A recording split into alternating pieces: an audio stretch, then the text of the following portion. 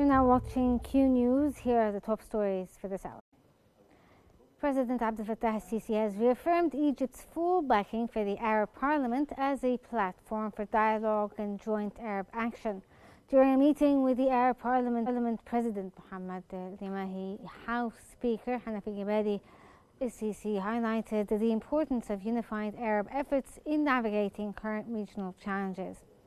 He praised Egypt's role in advancing ceasefire efforts in Gaza, facilitating detainee release, and ensuring the flow of humanitarian aid. He also underscored the significance of continued coordination with Egypt on key Arab issues.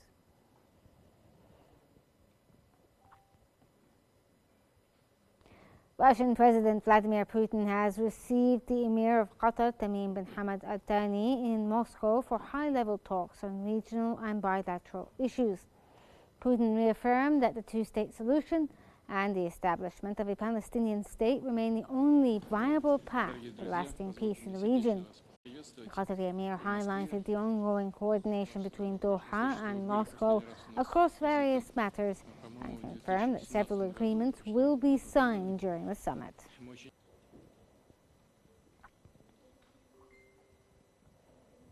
Hamas has accused Israel of using starvation as a weapon by blocking humanitarian aid to Gaza since March 2nd.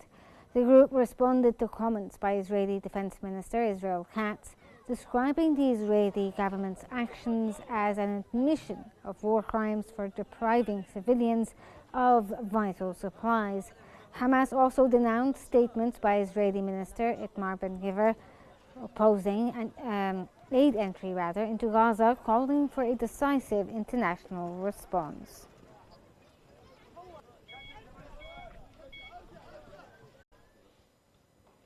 The Palestinian Ministry of Foreign Affairs and Expatriates has called on the international community to fulfill its moral and legal responsibilities towards detainees in Israeli prisons. The ministry stated that the issue of detainees is one of the most urgent humanitarian and national concerns, highlighting the oppressive policies of the occupation that systemically violates international humanitarian law. They urged the international community, especially the high contracting parties to the Geneva Conventions, to break their silence and take immediate action to protect detainees.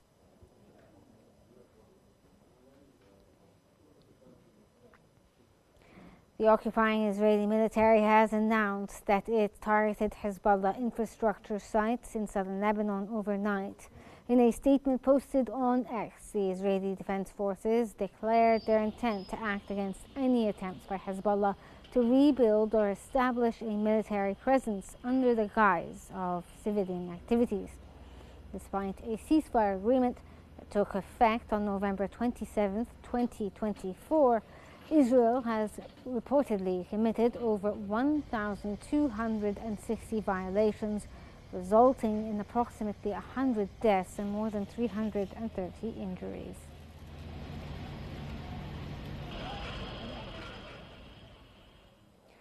The Lebanese Ministry of Health has announced the death of an individual due to an Israeli drone strike on the town of Aitarun in southern Lebanon. Lebanon's national news agency reported that the Israeli drone carried out an aerial attack targeting a motorcycle with a guided missile in the Naqa road. The attack resulted in injuries, and later reports confirmed the death of one person. Despite a ceasefire agreement that took effect on November 27th of last year, Israel has committed over 1,260 violations.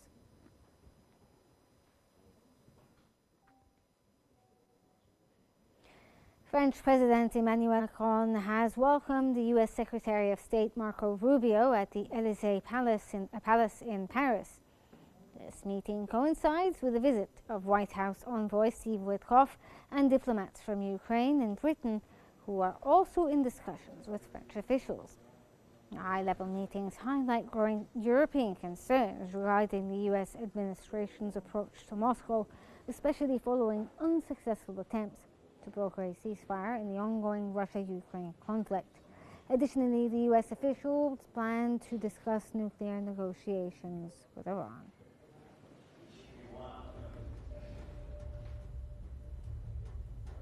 This concludes our top stories for this hour. Thank you for watching and stay tuned for more updates here on Q News.